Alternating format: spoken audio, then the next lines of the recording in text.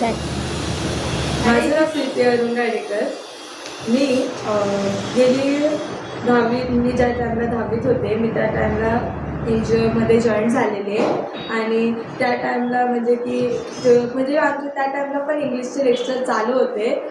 का तर म्हणजे की आम्हाला बोर्डचं जे एक्झाम आहे म्हणजे जसा बोर्डचा जो इंग्लिशचा पेपर आहे तो आम्हाला डिफिकल्ट नको जायला, पण त्या टाईमला कोणी इतकं सिरियस घेतलं नाही. म्हणजे की आम्ही तर नव्हतंच घेतलं आणि आमच्या नंतरची बॅच पण नाही घेतले, तर आम्ही इतकं सिरियस घेतलं नाही आणि त्याचा परिणाम आम्हाला म्हणजे की असं वाटलं की हा 10वीचा पेपर झाला, आपण ती साईड घेणारच नाही इंग्लिशचे रिलेटेड, तर आपल्याला इंग्लिश इतकं इम्पॉर्टंट नसेल.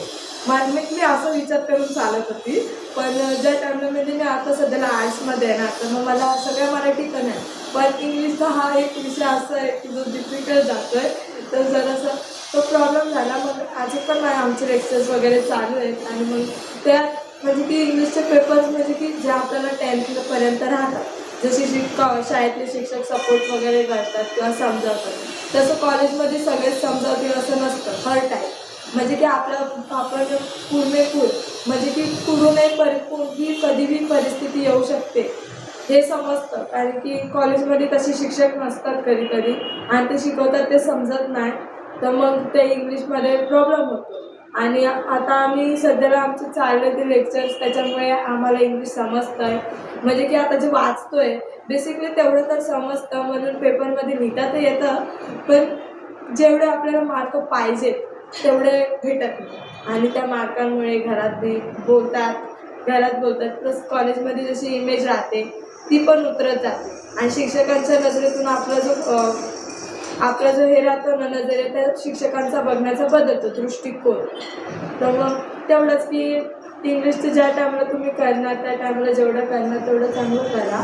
आणि जर आपण आपल्याला काय आपलं झालंच नाही आणि आपला इंग्लिश जर सुधारलाच नाही, तर आपण जेव्हा चार चौघात फिरतो ना तर ते खूप मोठे प्रॉब्लेम्स फेस करायला लागतात. त्यापेक्षा आत्ता जर हे प्रॉब्लेम सगळे फेस केले ना तर आपण पुढे जाऊन म्हणजे की सक्सेस भेटायला जास्त टाईम नाही लागणार, जेणेकरून ती लोक आपल्याला नावं नाही ठेवणार. कारण की इंग्लिशमध्ये आपल्याला नाही येते ना तर ते आपल्याला नाही बोलत, आपल्याला आईवडिलांवर बोलतात, तर ते सर्वात मोठा हे राहतं. आणि तो म्हणजे की आपल्या आईवडिला आपल्याला नाही बोलू शकत, काय त्यांना बी त्रास होतो, त्यांच्या फिलिंग्स आपल्या हातात राहतात समजणं. आणि आपल्यामुळेच म्हणजे आपण कसे ह्याच्यावर आपले आईवडील कसे संस्कार करतात ना हे ठरतं. तर त्यापेक्षा इतकं सगळं होईस तर आपण आपलं केलेलं बरं. आणि तुम्ही पण इंग्लिशवर चांगला फोकस करा असं मी सांगते.